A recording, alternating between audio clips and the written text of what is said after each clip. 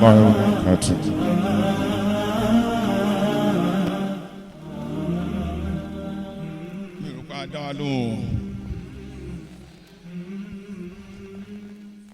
We appreciate everybody is getting weak because there is Ramadan, and the fact that we are weak is the fact that we are fasting. Anybody who fasts who does not feel fasting should check himself. So it's good that we are weak. It's good that we are fatigued. May Allah reward you all with His mercy. Amen. Adúpẹ́ lọ́wọ́ Ọlọ́run Ẹlẹ́dàá. Lẹ́ẹ̀kan sí adúpẹ́ púpọ̀ fún Ọlọ́run Ẹlẹ́dàá wa. Ẹ jẹ́ ká sọ ẹlẹ́ẹ̀kẹta yẹn dáadáa. That's it. If not for the fact pé ó láàánú wa púpọ̀ gan, ó dẹ̀ ní àmójúkúrò fún wa gan, kò sí ohun tó lè pé kó possible fún wa láti wà nínú Ramadan. Àánú rẹ̀ ló fi ń choose pé you live on. Kì í ṣe pé ṣe ọwọ́ wa. Téèyàn kan bá kú nísìn nínú traditional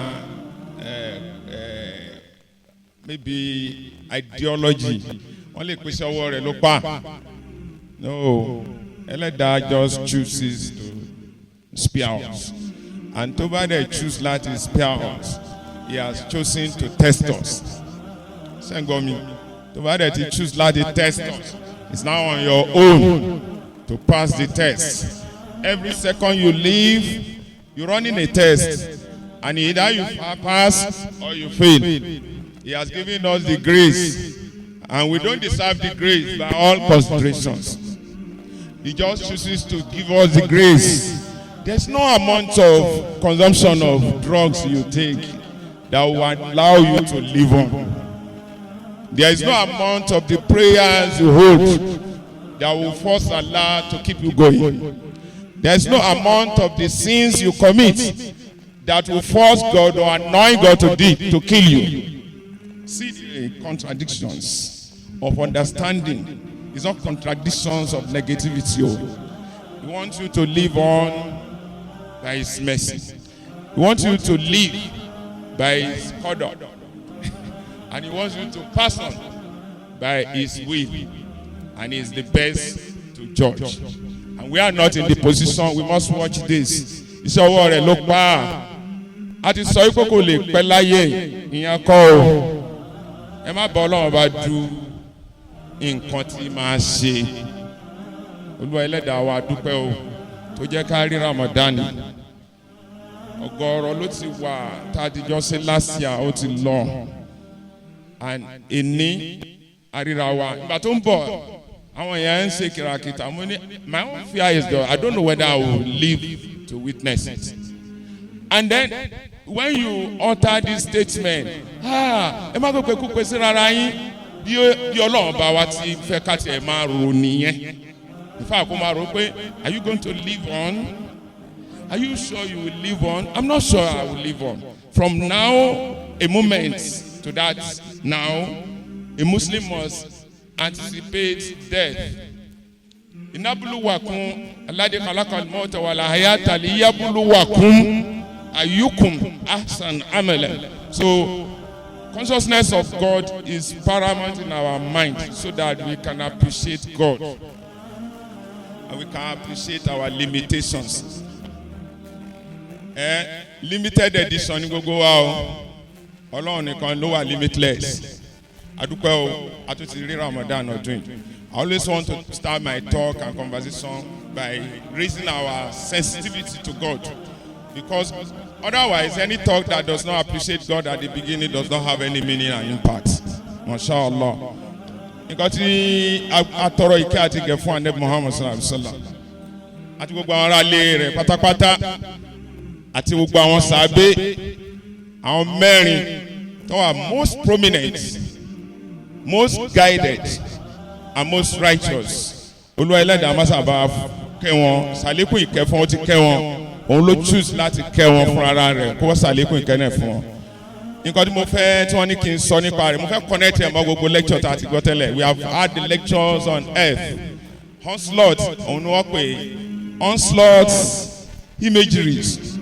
That is an account, a brief account of bí wọ́n ti ń bí a báwo ni màá ṣe tu àkóbá ìparun. I call it like that. Àkóbá ìparun. Ọ̀tọ̀ làkóbá, ọ̀tọ̀ ní parun. Tí ìparun bá wọnú àkóbá, ó wà difficult gan o. Ó di devastating events ní and incidents. Àkóbá ìparun tó dojú kọ Mùsùlùmí láyé ọ̀nà àbáyọ. Àkóbá àti àìní kóbá. That is Allah subhanahu wa ta'ala, by virtue of the first lecture we had on earth. Ó sọ fún wa, ó jẹ́ ká mọ̀ pé even our body system as Allah created it and is still creating, ó produce ara àti àkóbá. Ó produce ara àti àkóbá rẹ̀. Tí wọ́n fẹ́ mọ̀ pé Olúwa wa ìsàfúrò ṣùgbọ́n Ọlọ́run bá wa ó jẹ́ ká mọ̀ wípé there is negativity, there is positivity. Nǹkan tó dáa àti èyí tí ò dáa. Ẹ wo ara wa bó ṣe dáa tó. Láti baby level àkóbá ti wà tó fẹ́ kọlù. Tí wọ́n bá gbà láàyè, tí wọ́n bá gba àkóbá láàyè yóò pa ọmọ yẹn run. Tẹ́ bá ń dàgbà lọ àkóbá máa wá ní gbogbo ọ̀nà. Àwọn onímọ̀ ìjìnlẹ̀ nínú ara wọ́n ní àwọn free radicals wọ́n ń wọnú ara àdèmọ̀nà tó ń gbà wọbẹ̀ tó bá rẹ̀ ti wọbẹ̀ tán tó bá ti wọ ara wa tán wọ́n á dẹ̀ kó àkóbá lù. Àkóbá mi a máa parun pátápátá. Ẹni nísìnyí ẹni tí ò wúkọ́ tẹ́lẹ̀tẹ́lẹ̀ yóò kọ́ bẹ̀rẹ̀ sí wúkọ́ ni àkóbá akọ́ ti kọ lù. Ẹni tó ń sáré káàkiri lẹ́ẹ̀kan náà kò kàn ní lè sáré mọ́ àkóbá ó ti kọlù. Omi wà nínú wa àkóbá tó kọlù wa òun ló jẹ́ kó kú lójijì.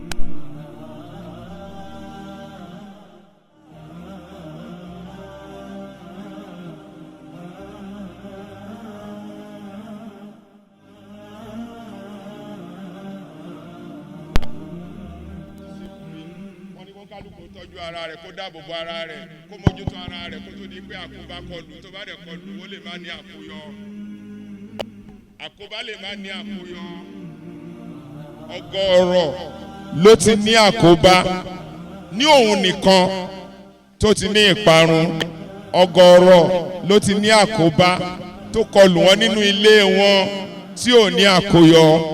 Ọ̀gọ̀rọ̀ òun ló ti ní àkóbá nínú ìlú tí wọ́n lákóyọ. Lẹ́kṣọ̀ kejì ó sọ̀rọ̀ nípa ẹ̀ṣẹ̀. Ìwà rere òun ni positive system wa. Ẹ̀ṣẹ̀ òun là kóbá bẹ̀. And Ustaz wọn ṣàlàyé fún wa pẹ̀lú àlàyé tó lálàáfíà púpọ̀. Wọ́n ní tí a bá ń gbé tá à ń fi ìtọ́sọ́nà gbé tó jẹ́ ti Ọlọ́run á máa wà lálàáfíà. Tá a bá ti ń gbé tá a bá gbé tó jẹ́ pé ìgbé tá a fi ń gbé ìtọ́sọ́nà ẹ̀ṣẹ̀ ni á máa ní ìdààmú. Ẹ wò káàkiri ẹ ronú sí lọ́kọ̀ọ̀kan bá ti wà yìí. Àkóbá ẹ̀ṣẹ̀ ṣé kò ti kóbá ọ̀pọ̀lọpọ̀ nínú wọn bá ti wà yìí. Ẹ wo you can examine it. Some of us as human beings have become despised. Adẹni ẹni ẹ̀tẹ́ ẹni tí ò ní ọ̀wọ̀ kankan mọ́ nítorí ẹ̀ṣẹ̀. So that is just to tell you that if you don't avoid Akoba can kill you and destroy you and terminate you. In our own case, because I will stop immediately, it is time for Salat. In our own case, as a community, àti ní Akoba, Ẹlẹ́dàá tó dá wa, ó kì wá lọ́gán nígbà tó dá wa tán gẹ́gẹ́ bí ènìyàn, ó tún wá tọ́ wa tán gẹ́gẹ́ bí Mùsùlùmí, ó dá wa, ó tọ́ wa, kò dẹ̀ tọ́ wa by magic, ó tọ́ wa by divine guidance. divine guidance ó wá pẹ̀lú ìmọ̀, divine guidance ó wá pẹ̀lú ọgbọ́n, divine guidance tàbí lọ ayé wa ó wá pẹ̀lú òye, divine guidance ó wá pẹ̀lú ìtàn látọ̀dọ̀ Ọlọ́run. Irú ìtàn divine guidance tó ní ká máa fi gbélé ayé ní ìtàn Ànábì Yusuf tí wọ́n kà wọ́n. Sẹ́rí tí a bá fẹ́ kó bára wa tá a dẹ̀ fẹ́ kí wọ́n kó bá wa, àkọ́kọ́ ohun tá a gbọ́dọ̀ recognize lẹ́yìn ìgbà tá a bá ti sọ pé ashadu an la ilaha illallah wa ashadu anna muhammadan rasulullah, oníkàlọ́ wa bá ṣe mọ nǹkan tó wà nínú ìwé tí Allahu la ilaha illa huwa sọ̀kalẹ̀. Ọlọ́run wọ̀nù wa gan ẹgbẹ́ àyà yìí nínú Quran. Bismillahir Rahmanir Rahim, Suratul Nisa, in Suratul Nisa, verse 75. وَمَا لَكُمْ أَلَّا تُقَاتِلُونَ فِي سَبِيلِ اللَّهِ وَالْمُسْتَضْعَفِينَ مِنَ الرِّجَالِ وَالنِّسَاءِ وَالْوِلْدَانِ. Ọlọ́run ní tí ẹ bá ti jẹ́ onígbàgbọ́ òdodo ẹ wá dira ogun, torí èèyàn ò lè di onígbàgbọ́ òdodo láì jẹ́ pé ó ti jagun. Èèyàn kì í gba Ọlọ́run bá gbọ́ láì jẹ́ pé ó jagun. Orúkọ ogun tí àkọ́kọ́ jà ní ogun tí a fà ṣàlàyé lẹ́ẹ̀kan, ogun ẹ̀mí. Ẹni tí ó bá ti jagun ẹ̀mí wọ́n wọlé dára rẹ̀ láàmú. Ẹ̀sìn yìí kì í ṣe é jẹ́ pẹ̀lú mo jẹ́ orúkọ Abdulhafeez àbí Latifa. Ẹ̀sìn eléyìí kì í ṣe é lò, kì í dẹ̀ ṣe é gbé nítorí pé ó jẹ́ Abdulhafeez or Salahudeen. No. Ẹ gba Ọlọ́run bá gbọ́ gidigidi, ẹ wá jagun. وَمَا لَكُمْ أَلَّا تُقَاتِلُونَ فِي سَبِيلِ اللَّهِ لَا تُقَاتِلُونَ kò sí àmbẹ̀ لَا تُقَاتِلُونَ فِي سَبِيلِ اللَّهِ. Bẹ́ẹ̀ bá ti gbàgbọ́ ẹ dira ogun, ẹ̀ṣẹ̀ ó kọlù yín, ogun yín ni ó lè dànù. Ẹ̀ṣẹ̀ tó bá rẹ̀ ti kọlé ní kọ̀ọ̀kan wa, tábà di méjì, tábà di mẹ́ta, tábà di mẹ́rin, tó bá yá á di culture, tó bá rẹ̀ kan á di genetic hereditary matter, tó bá dẹ̀ kan á kàn di civilization, tó bá dẹ̀ kan kò kàn ní sí kankan tó rán pẹ̀lú ẹ̀ á di norm. Ogun ni máa jẹ́ kéèyàn sá kó má bàa ní àkóbá ìparun. Mo ń fẹ́ lè ṣe background máa padà fún wa ní méjì. For our life, we have been warned that as a believer you must fight. Tó bá jẹ́ Mùsùlùmí, ó rí Ọlọ́run bá tó sọ fún ànẹ́bí rẹ̀ pé dìde lóru, àsìkò tó yẹ ká máa gbádùn oorun, ó ní kó dìde lóru. A portion of your night, you can't enjoy the whole of your night. It's even too much. Let me tell you, the night starts after 8. Ó ti bẹ̀rẹ̀ lálẹ́. Tabaki ṣá ìtàn as Muslim, ó ti bẹ̀rẹ̀ àbí? Tẹ́ bá bẹ̀rẹ̀ sí sùn láti 8 o'clock, tẹ́ bá jí ní aago 6. Ṣé kò pọ̀ ni? Ó ti pọ̀ jù now as a human being. Ó pọ̀. Ọlọ́run fẹ́ ká ẹ sunra àsunwá tọ́, èso ó mú yín mọ́lẹ̀.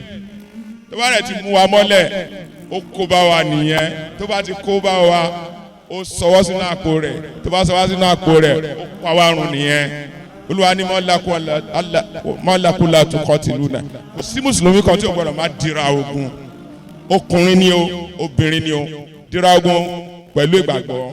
Ọlọ́run tún ní ẹ gbọ́dọ̀ má dira ogun nítorí al-mustad'afina. Àwọn kan wà nínú yín wọ́n yọ̀lẹ. Bẹ́ẹ̀ bá ṣàdúrà abẹ́ ṣe kìràkìtà láti dáàbò bo ara yín gẹ́gẹ́ bí Mùsùlùmí, ẹ lè ràn wọ́n lọ́wọ́. Àwọn obìnrin wọ́n wà nù yín, àwọn ọmọ kéékèèké wọ́n wà nù yín. So Ọlọ́run ọba ẹlẹ́dàá wa ó command wa yìí pé we must prepare for onslaught so that we can fight the onslaught.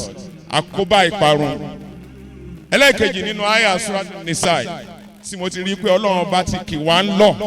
Gbogbo ẹ̀ náà kan lẹ́ẹ̀ máa sọ pé kádàrá kádàrá. Kì í ṣe gbogbo ẹ̀ náà ní kádàrá. Àìsí ohun tó yẹ ká ṣe àìrí pàápàá sọ lẹ́ẹ̀kan.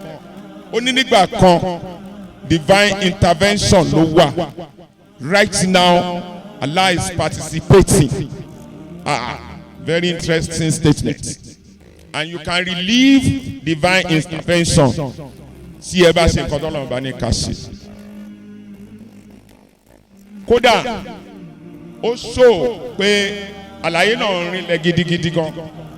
bọ́ọ̀ ni anabi Ibrahim ò sì ní sọ pé Ọlọ́run bá mi pa iná tí iná dẹ̀ kú kò sí pé ó tún kú lásán ó tún ní wàkú ní barida ala Ibrahim bí ìwọ iná ìsọ ṣe di pé ò ní jómọ́ yìí bó dẹ̀ tí à ń jó táwọn ará ayé ń rí ẹ tí Ibrahim bá ti dénú rẹ kó máa di tutù fún Ibrahim kí ni Ibrahim ṣe imọ̀ ni wàláì kì í tẹ̀ ṣerú imọ̀ ni táwọn máa sọ pé sọ́lọ́run ò rí mi ní àwọn ìkwérì Ọlọ́run they all settle with God and Allah is settle with them.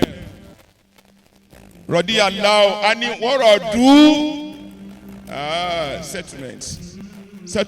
When you have that, Ọlọ́run ọba ń sọ àwọn mọ̀lẹ́kà kalẹ̀ tí ó máa jagun fún ẹ. But we are far away from that o.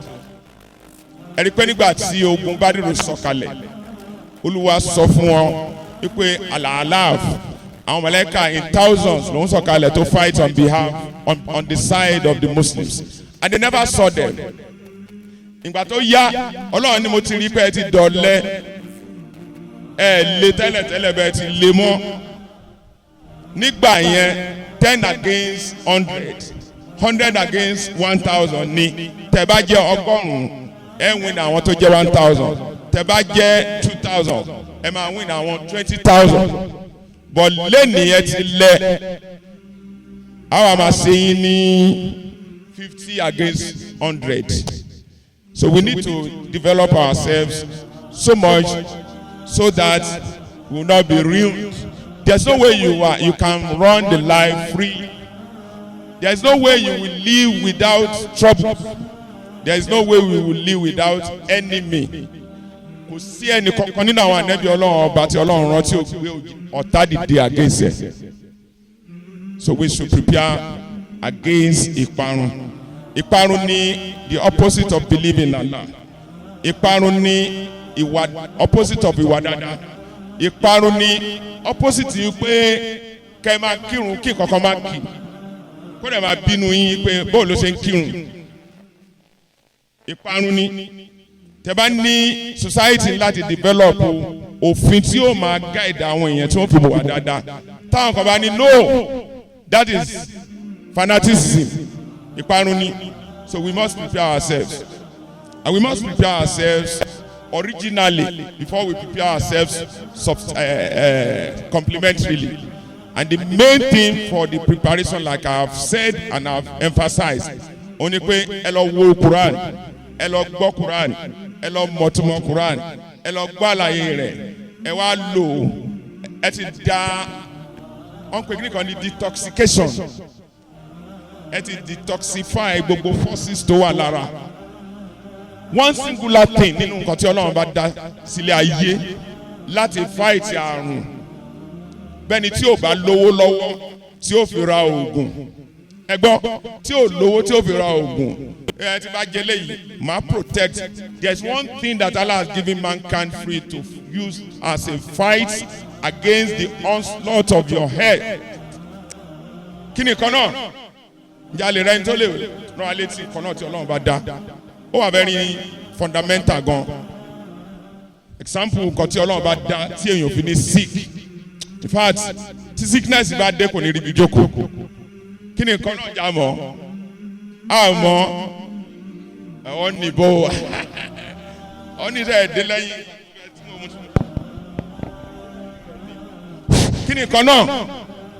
Ẹ mọ̀ omi. Ẹ ṣe Allahu Akbar. Wallahi tallahi. Tẹ́ bá mú mi sára, tẹ́ bá mú mi dáadáa. Àrùn oníribi jókòó.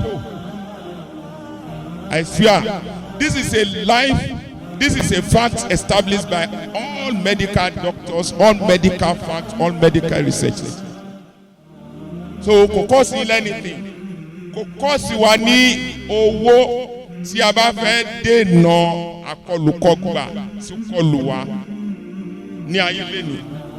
And that one thing náà ni pé níbi kan nínú suratul hajj Olúwa ní wa'tasimu billahi huwa maulakum fa ni'mal maula wa ni'man nasir If your faith is good and we rely on Allah alone, not anything again, just believe that Allah is sufficient for me, and I'm going to be protected from evils, from any enemies.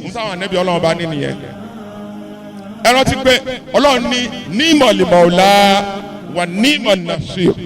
Èmi náà ti tó fún yín, èmi Allah Olúwa ló pe rẹ̀ bẹ́ẹ̀. Ọlọ́run ti tó fún wa, òun dẹ̀ lẹ́ni tó dáa jù láti ràn yín lọ́wọ́. Ẹ wá wo àkọlùkọgbà tó ti kọlù wá ní ayé nísìn.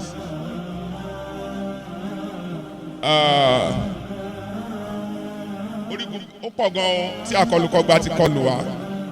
Wọ́n ti bà ìmọ̀ wa jẹ́, àkọlùkọgbà ti rọ́ọ̀lù ìmọ̀ wa. Wọ́n ti kó ìparun bá ìṣẹ̀mí wa as Muslims in the world.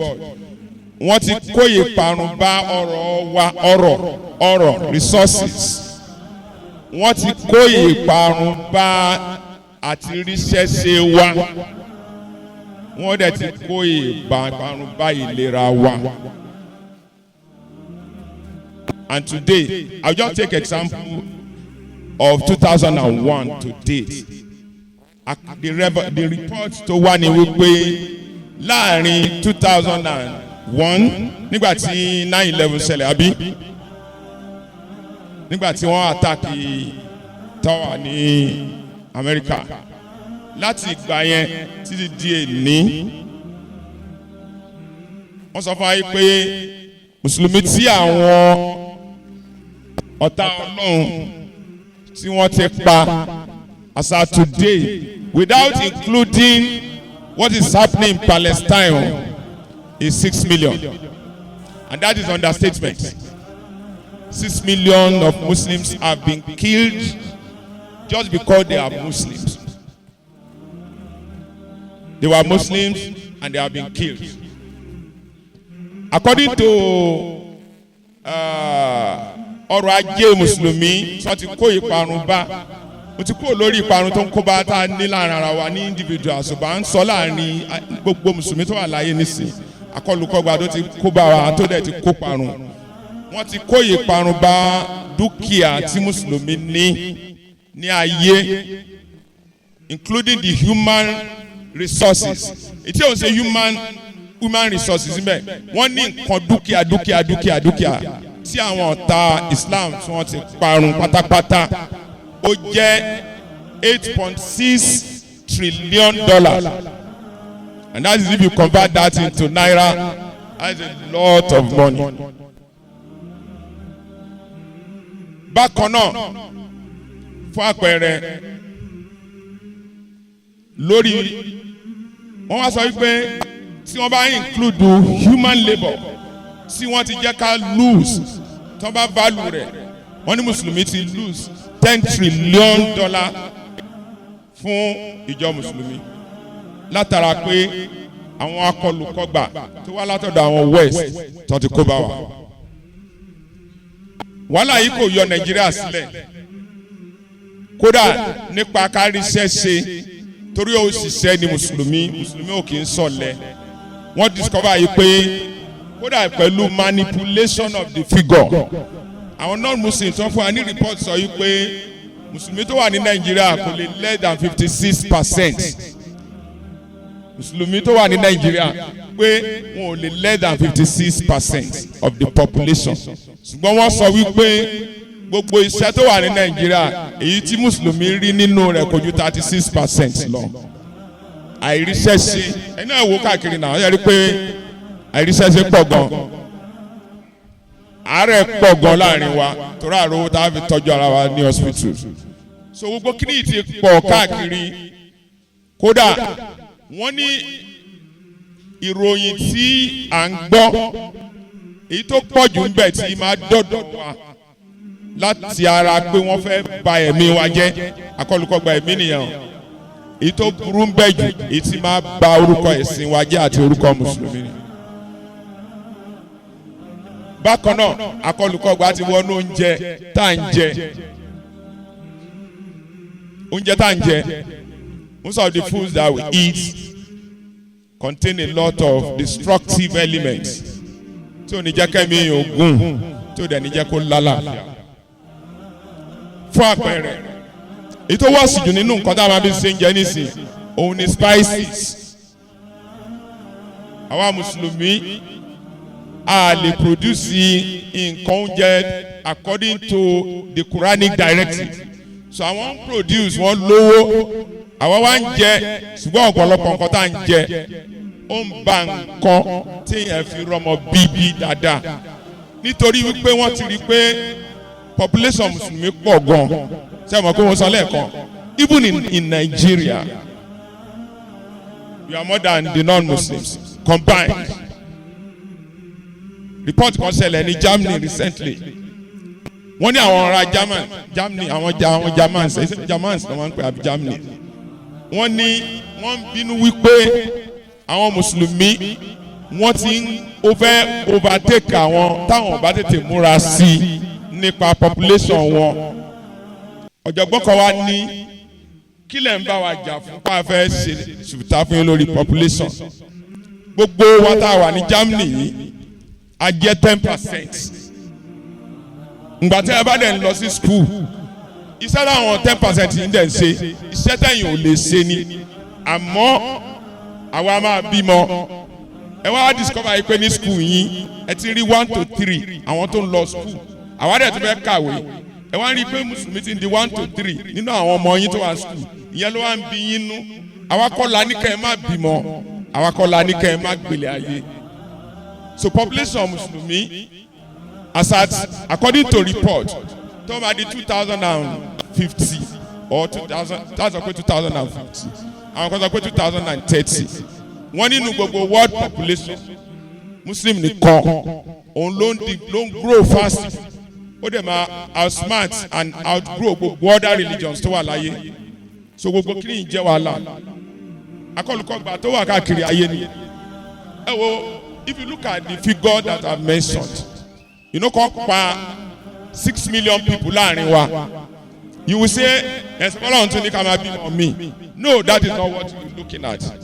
We are looking at ẹ̀mí kan tí wọ́n pa tí ẹ̀sìn Ọlọ́run ló pa. Mi lọ sínú wípé ultimately bọ́lọ́run bá allow kò ní happen. But ẹ bá para yín Ọlọ́run á hold ẹ̀yàtọ̀ pààyàn responsible for the life to take.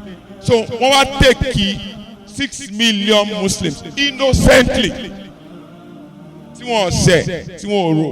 Meanwhile èyí tó jẹ́ ìbànújẹ́ tó lè jẹ́ ìparun fáwa níbẹ̀ ni pé Olúwa ní ẹ̀mí kan ó ṣe déédéé gbogbo ẹ̀mí tí òun Ọlọ́run bá dá.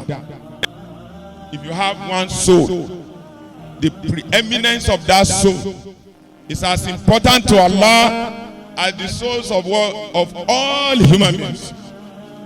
So taba pa 6 million, taba mú 6 million kúrò láàrin wa just within 2000 and 2027. You can imagine the amount of grace tí Mùsùlùmí ti lose láyé.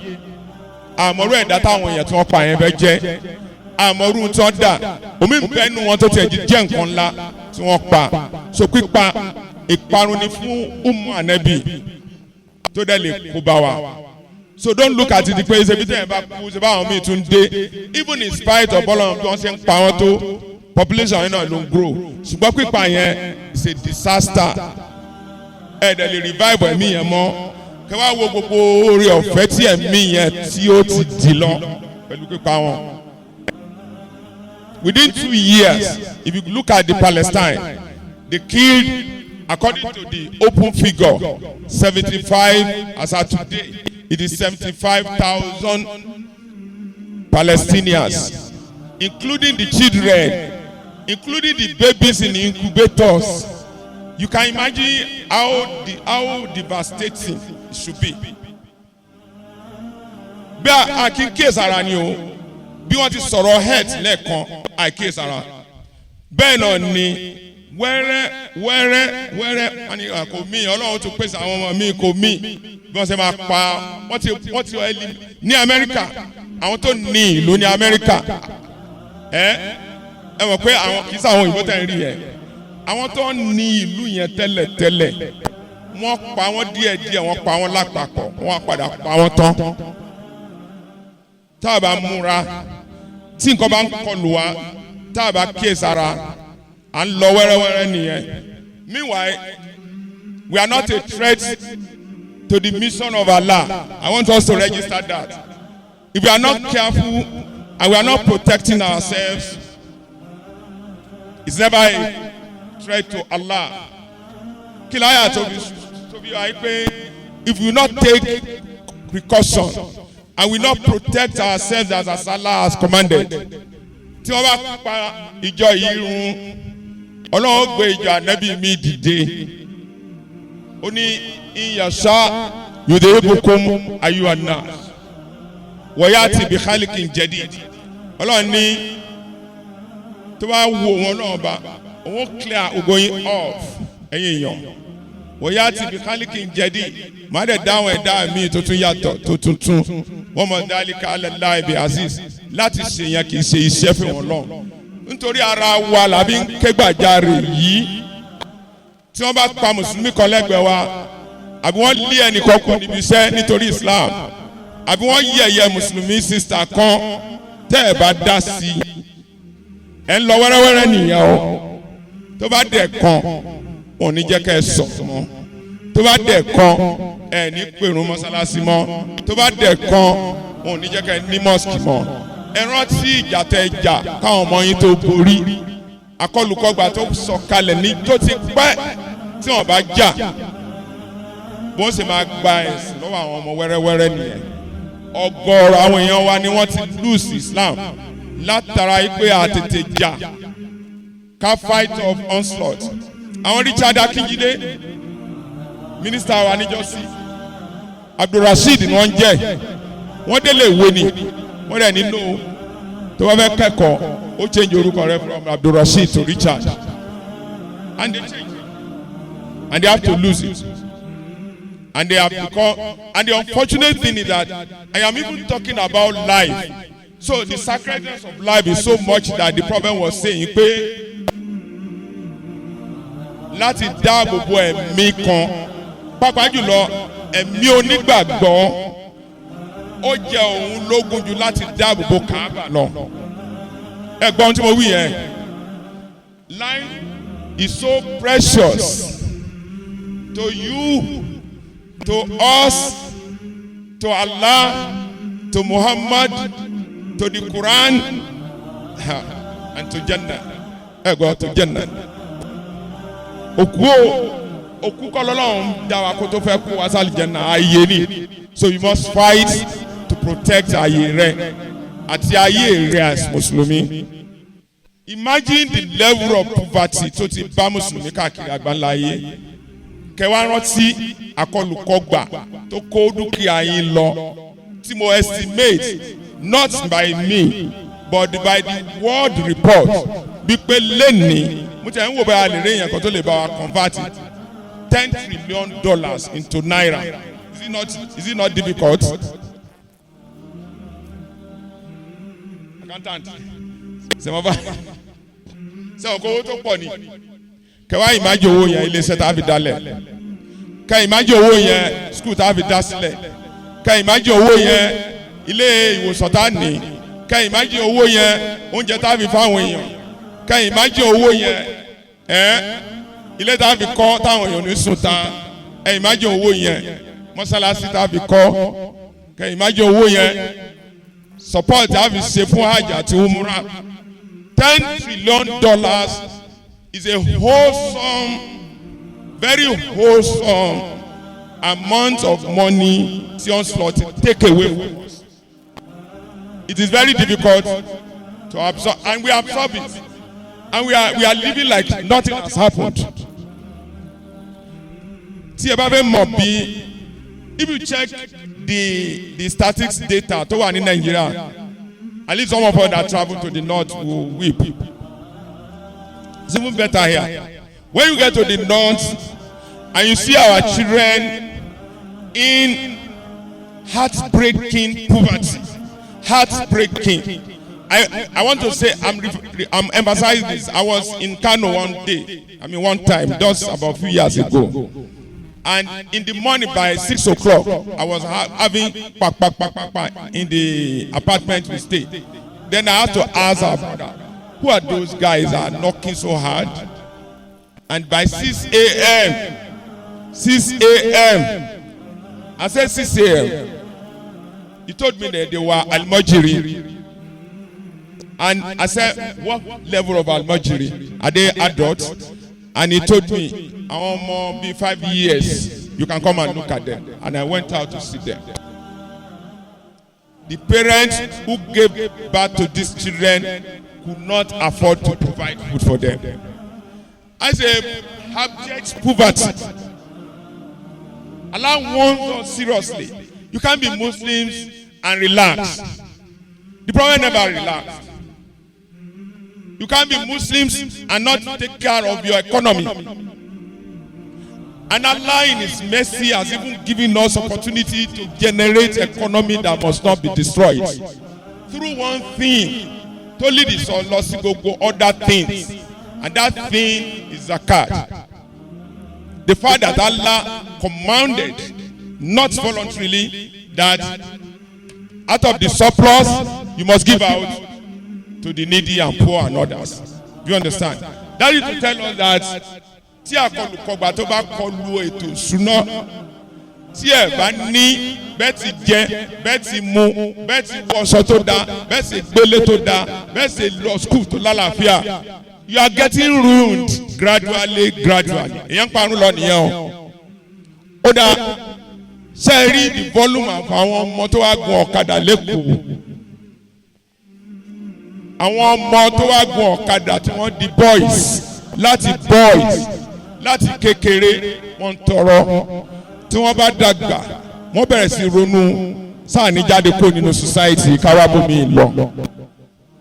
wọ́n wá travel nínú trailer láti ibi Yobe, Sokoto. It's a destruction because children must not even be exposed to onslaught of no safety. I got to expose our ọmọ wa sínú wípé kí ewu kọlù wọn, and this has happened now. And I'm now seeing it, and all of us should see it with the possibility of explosion of information. Have you seen the children from Sudan? Have you seen children from Yemen? Have you seen children from Palestine? They destroy akọlùkọgbà àwọn ọ̀tá ní Palestine. Ó pàdé bíi pé iléeṣẹ́ bread they never spare it. Iléeṣẹ́ bread sẹ́ríbà ti wà níbí tá a bá múra. Mo wo níjọ́ kan mo láwọn sọ pé àníṣẹ́ àríbi àwọn ọmọ wa máa wọ̀n fún ọláwọn ọmọ yẹn wà níbi iṣẹ́. Mo béèrè pé mélòó ni iléeṣẹ́ táwa gan ní, mélòó ni iṣẹ́ tí wọ́n ní. Àwọn ọ̀tá níbi ẹ wo surrounding tẹ́ bá jáde like stroll out the other time. And I saw that this place is being charged with evangelism, this environment. And if care were not taken, it will be overtaken. So it's a serious concern. Of all the religious faiths in the world, Muslims have lost to the enemies $10 trillion. I am disturbed as I pronounce it because I know what it means. For instance, tó bá fún yàn ní batiwa tó bá fún wa ní $10,000, and you feel excited. $10,000. If you convert into Nigeria money, you know what it is. So akọlùkọgbà yìí ti wà káàkiri. Ó pọ̀ gan. Àwọn ọmọ tiwa ní máa ṣe mẹ́gáàdì káàkiri tí wọ́n bẹ̀rẹ̀ láti kékeré, tí wọ́n rí ìtọ́jú, tí wọ́n fi dàgbà, tí wọ́n lọ léèwé, tí wọ́n fi di pé tí wọ́n bá lọ léèwé náà gan, ò nílé iṣẹ́ tí àwọn ẹ̀sìn wọn ní. Kì í ṣe pé ká ní pé dandan yìí pé mọ́sálásí or AIC ló dá lè ṣẹlẹ̀. But if the Muslims are establishing industries, you will have places to work. But economy ti bàjẹ́ gan fún wa, and we need to repair it. Education wa ó ti bàjẹ́ gan, we need to repair it. And if we do not do, we are sensitizing ourselves. So mo connect akọlùkọgba ìparun yìí mọ́ ọ̀rọ̀ tá a ti ń sọ látàrọ̀ ti ìlera ti ẹ̀ṣẹ̀ ti ìgbé ayé lélẹ́yìí tí mo ń sọ lọ́wọ́ yìí o ẹ kíyèsí o ẹ ti rí pé àfa tó ka Kúránì lórí gan-an mo ti gbọ́ àwọn ìráwọ̀ èèyàn tó mọ Kúránì gan-an tí wọ́n ṣe tafis tó solid tó dẹ̀ yege mo ti bá wọn níbi tí wọ́n ti ń ta kíní bọ́ọ̀sì pupa yẹn kí wọ́n ti máa ń pè bàbá Jẹ̀bú sọ yẹ ká bá wọn bẹ̀ táwọn kan ń takò ohun tí Kúránì wí tí wọ́n mọ̀ lórí nìyẹn mo ti rí èèyàn tí ó kéwú dáadáa òun ni security hotel tí wọ́n ti ń produce tí wọ́n ti ń ta ọtí hotel tó bá jẹ́ pé òun ṣe dànù bẹ́ẹ̀ ìsàlá but then because there is no place tó bá fẹ́ gbà mo ti rẹ́ni tó kéwú gan ó di olórin gan olórin àlùfàṣà wà ní bàbá ṣé ẹ fẹ́ kí n máa kébi ó pa mí ni these are issues yìí pọ̀ and I don't know where we can start but one thing that we need to do tẹ́ ọ̀ bá mọ̀ pé nǹkan ṣe òun kò lè ní ìtọ́jú láéláé mo fi sọ yìí pé láti lè tètè ní prevention which is better than cure olúwa ti ní wọ́n mọ́ làkún látò ọtí ìlú náà fi sẹ́bẹ̀ nígbà wal mustada'afin wan nisa wal wildan alladhina yaquluna rabbana akhrijna min hadhihi al-qaryati zalimi ahliha waj'al lana min ladunka waliyya waj'al lana min ladunka nasira. Ọlọ́run ti fẹ́ ká dira ogun kalẹ̀ ká má nànà kùnà ká ṣiṣẹ́ àyàn ṣàká kódà sàdákà wa ò dáa àdẹ̀kó ọ̀rọ̀ wa àpò lọ́wọ́ àwọn ọ̀tá gbogbo àwọn Islamic bank tí wọ́n ń dá sílẹ̀ ọ̀gọ̀rọ̀ wa dẹ́kọ̀ ká kó wa sínú banking Islam àbí cooperative Islam àsìkò síta náà ni tẹ́ bá dẹ̀ kó síta tí wọ́n máa yá yín lówó ẹ̀ sanwó èlé akọlùkọgbà lówó èlé bẹ́ẹ̀ lówó yẹn dáadáa bẹ́ẹ̀ lówó dáadáa Olúwa wa ó ní inna Allah harrama riba gbólóhùn yìí ó ti bà gbogbo ohun tí ń jẹ́ rìbá jẹ́ kò ní jẹ́ ká ṣe kárí ìgbádùn kankan bẹ́ẹ̀. We need to change our attitude so that we can get out. Ẹ mọ̀ ká dókítà ń sọ lẹ́ẹ̀kan ẹ protect ara yín. Ẹ take vaccine tẹ́ ẹ bá take vaccine àwọn ọmọ ogun akọlùkọgbà oníráyè ṣe sùtà fún yín Olúwa wa náà ní ẹ dúró dáadáa ẹ wo gbogbo ìyà tó ń jẹ mùsùlùmí tí mo sọ lẹ́ẹ̀kan yìí 2000 ni mo sọ omi sọ yìí táwọn Palestine àtàwọn other Muslim nations àwọn Kashmir àwọn Chechnya tí wọ́n ti ń jẹ láti bíi 1940 mélòó la wá fẹ́ kà nínú àwọn èèyàn tó ti pa nípakúpadà ìtọ́jú bẹ́ẹ̀ lọ ṣe ní Iran nísìn nǹkan ogun tó kó lọ sí ẹgbẹ́ Iran láti lè launch ní Amẹ́ríkà nìkan wọ́n value nǹkan ogun yẹn sí $2 billion. Meanwhile wọ́n ti weaken ìlú yẹn for 40-something years. Meanwhile Olúwa fún àwọn Mùsùlùmí nations tó wà lẹ́gbẹ̀ẹ́ ìlú yẹn ní ọ̀rọ̀ tí wọ́n bá kó lé àwọn ọ̀tá lọ́wọ́ láti destroy gbogbo nǹkan tí Amẹ́ríkà lónìí bá a ti máa ń ṣe láàrin àwọn náà nìyẹn dípò ká support ká má bàa ní ìparun gẹ́gẹ́ bí mọ̀ kódà àtúmọ̀ àpàdé àpòpọ̀ pẹ̀lú àwọn ọ̀tá nítorí pé ká lè bá a gbádùn ayé àwọn ará ìjọsí tẹ̀bángọ́ Nawarudeen Ansarudeen àwọn Anwarul Islam nítorí wọ́n ṣe níjọ́ yẹn ni pé wọ́n dira ogun kalẹ̀ wọ́n lọ ra ilẹ̀ ìkọ̀ọ̀kan nù wọ́n ra ilẹ̀ wọ́n kó ilẹ̀ sílẹ̀ fún ìjọ ó ní kó máa lò fi ṣe léèwé àwọn Anwarul Islam ní last week ohun tí wọ́n gbà ní ilẹ̀ fi lè ṣe iléèwé àwọn èèyàn kan náà donate ilẹ̀ yẹn wípé ẹ lò fẹ́ sìn táwọn bá lówó ní ìsìtàbá ní acres of land níta máa ń ronú ni pé we want to establish an estate tí àwọn èèyàn ó lè gba ilé tí wọ́n dẹ̀ san owó gọbọi ilẹ̀ olúwa ti 200 years ago tí ò yí padà tí ìdọ́jọ́ èdè mo rántí example kan mo fẹ́ give sí bá a ti ń ṣe nìyẹn àrántí ọjọ́ iwájú mọ́ kálíbà fight pound nígbà tá a dé Ẹgbẹ́dá wọ́n ń ta plot of ilẹ̀ ní 20,000 wọ́n ń pè wá pé ká rà lẹ́yìn sí ibi 20,000 kó wà ń bẹ̀ ìjọba bá rẹ̀ ti ní ìdòwò àkọ́tọ̀ ọba kò ní adẹ̀ lọ rà ilẹ̀ yẹn lẹ́nìí is 150 million ilẹ̀ yẹn 150 million irú ilẹ̀ yẹn làwọn aṣáájú ìjọsìn ni wọ́n rà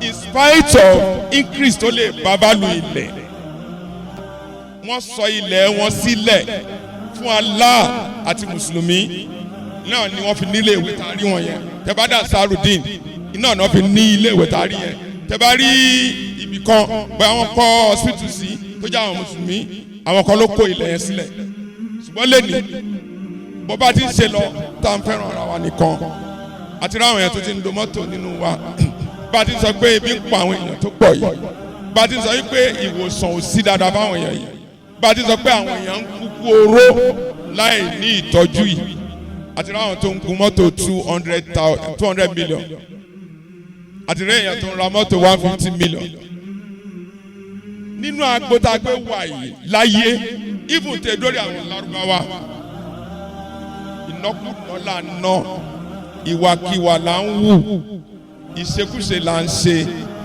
ìparun ọjọ́ ọ̀la ni o nísìn níjọ́ tí àkọlùkọgbà yẹn ń rúwé tó ń rú nígbà tá a tètè kíyèsára àwọn ọ̀tá ń develop agbára wọn lọ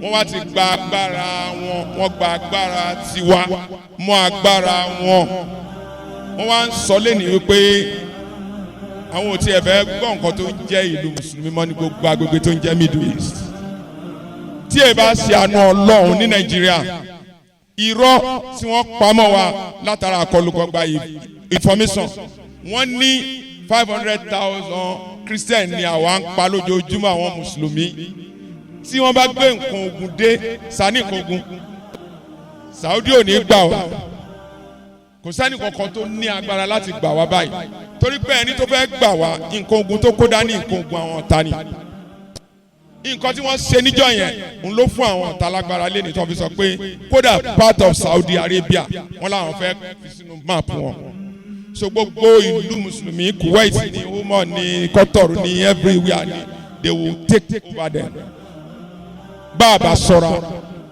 tí ìbàjẹ́ bá ń wọnú agbolé wa wẹ́rẹ́wẹ́rẹ́wẹ́rẹ́ bí ìdílé ọmọ kan ó mutí ẹ̀sìn kankan ìkejì náà bẹ̀rẹ̀ ìkẹta bẹ̀rẹ̀ tó bá dẹ̀ kan ẹ rí i pé kò ní sí member of Islam mọ́nu léyìn bẹ́ẹ̀ náà ló ti rí nísìn kí la fẹ́ ṣe number 1 ẹ lọ revisit commitment wa ti ṣahada wa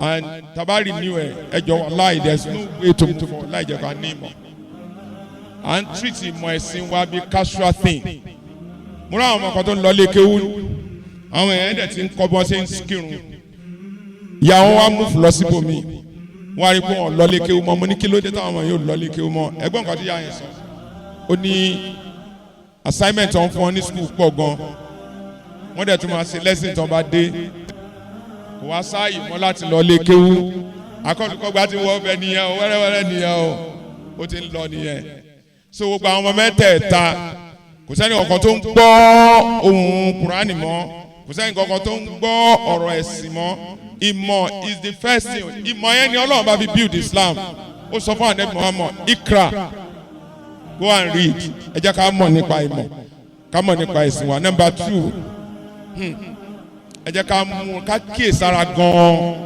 bá a ti ń gbé tá a bá mọ ohun tó ń jẹ́ being a Muslim tá a bá ti ń rí kiri kan tẹ́nìkan ṣe ní surrounding wa tí ò ń ṣe ti Islam a máa wá ṣọ́ra a ní bẹ́ni náà jà a dẹ̀ ní bu ṣùgbọ́n ẹ máa kíyèsí wẹ́rẹ́wẹ́rẹ́ ó lè fẹ́ tí bọ̀ yín lára number 2 a lè máa lọ báyìí láì ní kódà mo rí i pé òjíṣẹ́ lá Muhammad sallallahu alaihi wa sallam ó gbà wá láàyè ká dira ogun kalẹ̀ ẹlòmíràn mọ̀ bọ́ ṣe ń jà o.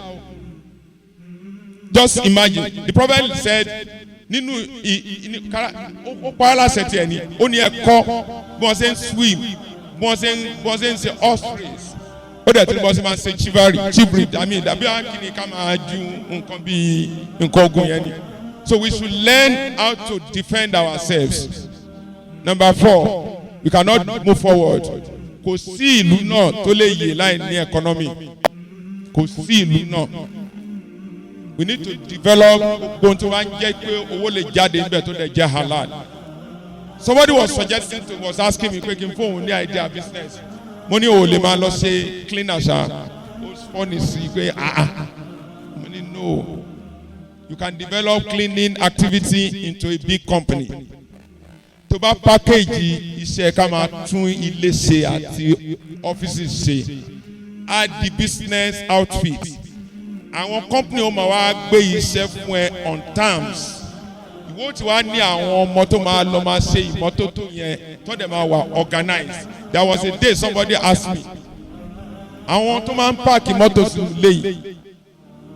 Iṣẹ́ òní ẹ lè ṣe gan-an láì ní jẹ́ kí wọ́n gbé mọ́tò kọjá lọ síta.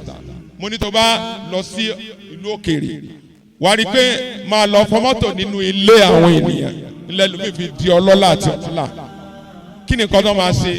Wọ́n á acquire equipment tó máa fi fọ mọ́tò tó máa clean tí ò dẹ̀ ní sí ìdọ̀tí torí gbogbo ìdọ̀tí tó bá fẹ́ gbé jáde lára mọ́tò yẹn gan equipment kan ti wà tí ó tún máa kó sínú nínú equipment wọn. Nínú yáàdì kan you can have about 20 cars àbí 10 cars. On a good note ó dẹ̀ ti fún ọ ní terms tó fi ń fọ mọ́tò káwọn kan bọ́lẹ̀ níbi tí wọ́n gbé wà láti inú yàrá wọn kọ́dẹ̀ rí mọ́tò ní mímọ́ ó dẹ̀ need láti máa dúró kan fún ẹ lówó gbogbo ẹ ti wà online. If you package this, it's a big business and it's happening somewhere. Mo ronú kíní kan wọ́n wá kó àwọn refuse káàkiri ó wá ti pile up. Mo wá wò pé tó bá dẹ̀ jẹ́ pé ìlú wa wà organized ni building kọ̀ọ̀kan wọ́n lè ní system tí wọ́n máa incinerate gbogbo refuse tí wọ́n bá lò pátápátá á dẹ̀ tún turn it into another raw material láì ní jẹ́ pé truck kan wà. We need to set up people tó máa develop think tank of economy so that we can have empowerment. Àwọn èèyàn wa ń tọrọ jẹ púpọ̀ tá a bá dẹ̀ tọrọ jẹ torí pé àníṣe àwọn tí bí ó mú wa mọ́lẹ̀ wọ́n lówó jù wá lọ nísìnyí wọ́n nílé iṣẹ́ jù wá lọ wọ́n nílé ìwé jù wá lọ wọ́n ní rédíò jù wá lọ wọ́n ní tẹlifíṣàn jù wá lọ kódà tẹ́ ẹ bá ṣọ́ra kódà á tún rí gbogbo àwọn Islamic bank tá a set up nísàlẹ̀ ń bí àwọn ni wọ́n tún pọ̀ nínú òṣìṣẹ́ ń bẹ́ẹ̀. We need to go far beyond what we are. Number 5, our school need a lot of review. A review in such a way that can enable people to enroll in the school like a mass education. Wàláì nítorí pé knowledge tí ọ̀gọ̀rọ̀ wa nílò tí wọ́n bá gbé propaganda àwọn wa tí wọ́n ń pè ní Islamophobia àwọn èèyàn á tètè máa gbà á gbọ́. O ní láti Olúwa wa nínú ẹ̀sìn wa ìmọ̀ wíwá ó máa raise spirit of intelligence ẹ̀ débi pé ìwọ náà query nǹkan tó máa gbé wa ṣùgbọ́n lẹ́nìí we are at low help. Kódà àwọn ọba àwọn èèyàn tó dá Muslim school sílẹ̀ ó wà very difficult to sustain nítorí pé wọ́n á máa consider yìí pé sáwọn lè charge gangan bó ṣe yẹ káwọn charge báwo làwọn ṣe máa rí ọmọ mùsùlùmí ọ̀pọ̀lọpọ̀ léèwé lẹ́nìí nítorí pé ọ̀pọ̀lọpọ̀ ọmọ mùsùlùmí ò lè san owó yẹn àwọn ọmọ tí bí tún ti wà níbẹ̀. Kódà mo wò ní oore ọ̀fẹ́ láti máa contribute ní school kan wọ́n á rí wípé from time to time teacher tó wá ń kọ́ àwọn ọmọ nílé ìwé mùsùlùmí yẹn wọ́n jẹ́ 70% over the Muslim teachers from time to time. So we need to work hard as a woman. Ipe báwo láti máa bí ò bá sí education kò sí development tí ò bá sí popular education kò sí growth tí ò bá sí affordable education wọn à lè bọ́ lọ́wọ́ ìparun torí wípé kò sí ọgbọ́n kan tá a lè dá sí ìmọ̀ ló là dín ní kí ni wọ́n wí no you need to have knowledge. ẹ wo káàkiri náà tẹ́ bá lọ sí interview èèyàn mélòó lè máa ń rí tó jẹ́ mùsùlùmí tó fẹ́ sí interview fún yín no na ẹ wo náà so nítorí díẹ̀ yìí we need to work hard to develop our so we need to develop ourselves to have schools that can serve the human, and it's a big task because we need to generate funds in order to get that done. Àwọn tó dálé ìwé lẹ̀ tó bá charge wa ní normal price ọmọ wa ò ní lè tún bẹ́ẹ̀ díẹ̀ nínú àwọn ọmọ wa ló lè lọ. Another level òun ni wípé we need to work on the unity of the Muslims. Wàhálà yìí pọ̀ gan-an locally even nínú mọ́sálásí people are raising their ego láti lè fight ara wọn dépò kí wọ́n fight ìparun tó ń bọ̀ láti ta. They are fighting themselves instead of fighting the enemies that want to destroy. So we need to work on unity of the Muslims. And one perception, let me tell you, my brothers and sisters, one good thing that I learned in unity of Muslims. That's why I don't have any trouble with anybody. If you want to this Muslim, why do I fight? He believes in one God that I believe. This Muslim, why must I fight him? He faces one Qibla that I face. This Muslim, why will I fight him? He observes 5 Salah that I observe. This Muslim, why must I fight him? In Ramadan now, even in spite of disagreement on day or differences, not even disagreement, we still fight in the month of Ramadan. Gbogbo nǹkan tó so wá pọ̀ yẹn, oníkẹ́jẹ́ ká ń work upon. Ẹ wo, ó dá o ti dé level wípé àwọn tó ń lo niqab wọ́n ń fojú kéré wọ́n dẹ̀ ń ṣe ìkórìíra gradually. Àwọn tí ò tí ì lo niqab, àwọn tó ń lo hijab, wọ́n undermine, wọ́n dẹ̀ ń fojú rénà àwọn tí ò tí ì lo hijab. Kò dẹ̀ yẹ kó rí bẹ́ẹ̀. Mo sọ fún àwọn èèyàn yìí pé níjọ́ tí Ànábì bẹ̀rẹ̀ iṣẹ́ sallallahu alayhi wa sallam, ẹ rántí pé àwọn èèyàn tó ń preach fún níjọ́ náà lọ́hùn gbogbo errors ló wà lọ́wọ́ wọn. Wọ́n dẹ̀ kàn sọ yìí pé àwọn gbàgbọ́ ní Olúwa àti wọ́n gbàgbọ́ ní òjíṣẹ́ Ọlọ́run àti Ọlọ́run nìkan as Allah. Ó dẹ̀ wọ́n dẹ̀ ti di mùsùlùmí náà nìyẹn. Ẹ jẹ́ ká de-emphasize àwọn differences tó wà láàrin wa. Otherwise àwọn ọ̀tá wọlé wọ́n dẹ̀ ti wọlé wọ́n kàn intensify. Okay now wọ́n fẹ́ lọ attack Iran. They said by this weekend probably. I have not heard and we have not heard, but they are battle ready. They are battle ready. But by the being battle ready is as a result of the support of our Muslim nations. No, now. American base so they might launch attack. Ó wà ní Qatar, ó wà ní Oman, ó wà ní Kuwait, ó wà ní Saudi Arabia. So ẹ ti rí pé ẹ ti fáwọn ọ̀tá láyé jẹ. So nítorí bí èyí wọ́n tó fi pa Iraq run nìyẹn, wọ́n tó fi pa Libya run nìyẹn, wọ́n tó fi lọ destroy Afghanistan nìyẹn, wọ́n tó fi destroy Sudan nìyẹn, wọ́n tó fi destroy. Tí ẹ bá ṣe pé àánú Ọlọ́run bá wà lórí wa ní Nàìjíríà àbá ti wà nínú ogun abẹ́lé. Olúwa wa ó gbà wá láṣẹ pé wà á tásímù bihablillahi jami'a. Ẹ sowọ́pọ̀.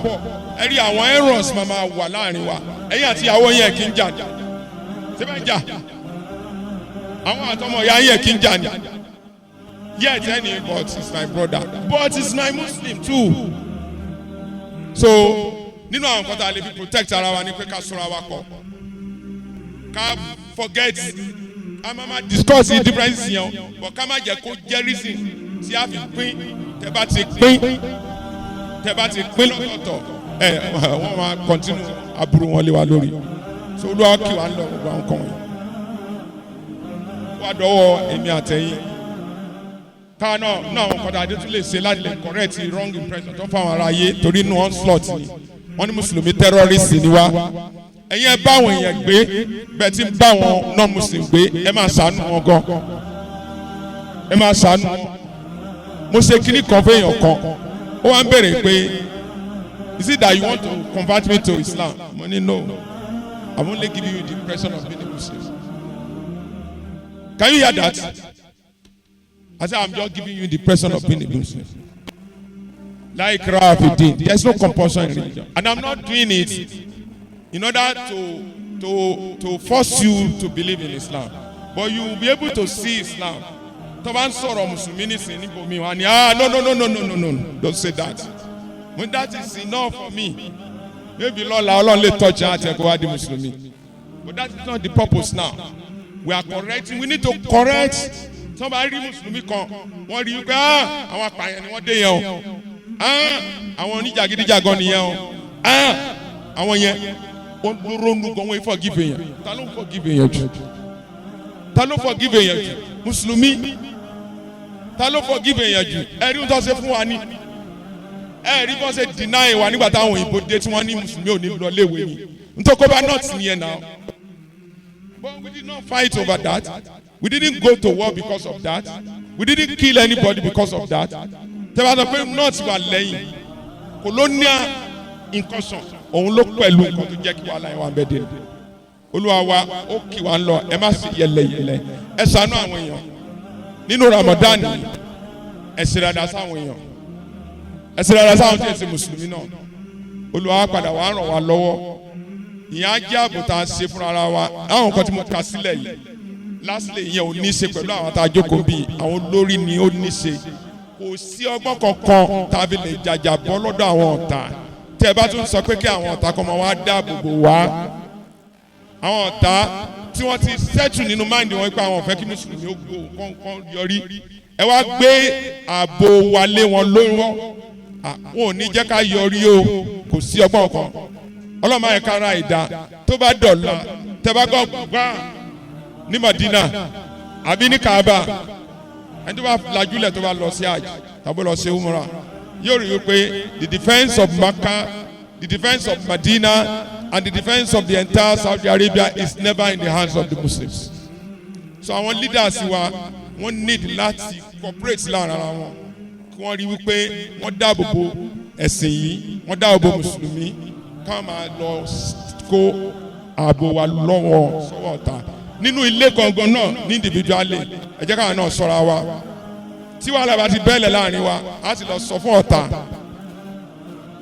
ọ̀tá la máa lọ sọ fún dépò ká sọ fún ká bára wa sọ̀rọ̀ ká dẹ̀ gbàgbé ẹ̀ Olúwa ẹlẹ́dàá wa bẹ̀ ọba tí ó kó wa yọ nínú àrùn tí ò ní kọlu ara wa ọba wa tí ó kó wa yọ nínú ẹ̀ṣẹ̀ tí ò ní jẹ́ ká kú sẹ́ṣẹ̀ sínú ẹ̀ṣẹ̀ Olúwa má ṣe kó Mùsùlùmí yọ káàkiri àgbáńlá ayé wàláhì tàláhì in fact nínú àwọn ara wa tí mo máa ń nífẹ̀ẹ́ àfújù àwọn làwọn obìnrin ẹ mọ nǹkan tó mo nífẹ̀ẹ́ fún wọn bá a ti wà yín nísìn mo lè wọ jeans kí n dẹ̀ wọ t-shirt àbí òye irùngbọ̀n ṣẹ́ fi dá Mùsùlùmí mọ̀mọ́ náà ṣe báwọn kèfèrí ti dárùngbọ̀n sí rẹpẹtẹ so tí wọ́n bá rí mi wọn ò lè tètè mọ̀ bọ̀ tí Mùsùlùmí obìnrin kan bá jáde pẹ̀lú ìjà wọn ò ní láti bi léèrè wọn lọ́ta ni wàláì ẹ̀sìn wọn wà precious gan ọ̀gọ̀rọ̀ wọn ló ti lùsì ọ̀pọ̀lọpọ̀ ìgbádùn ayé nítorí ẹ̀sìn nítorí pé wọ́n ń borí wàláì wọ́n ní alájà ẹ wàá ran alájà lọ́wọ́ tí ó wàá di fanatism wa lọ́wọ́ nínú wọn léṣẹ́ yìí Ọlọ́run bá a dáàbò bò yín á dáàbò bò wá Ọlọ́run àkó ayọ̀ Ọlọ́run jẹ́ ká gbọ́ ká gbà ká ṣàtúnṣe Allahumma rabbana afrika alina sabra وثبت أقدامنا وانصرنا على القوم الكافرين اللهم ربنا لا تجعلنا فتنة للذين كفروا واغفر لنا ربنا إنك أنت العزيز الحكيم ربنا آتنا في الدنيا حسنة وفي الآخرة حسنة وقنا عذاب النار سبحان ربك رب العزة عما يصفون والسلام على المرسلين والحمد لله رب العالمين صلى الله عليه وسلم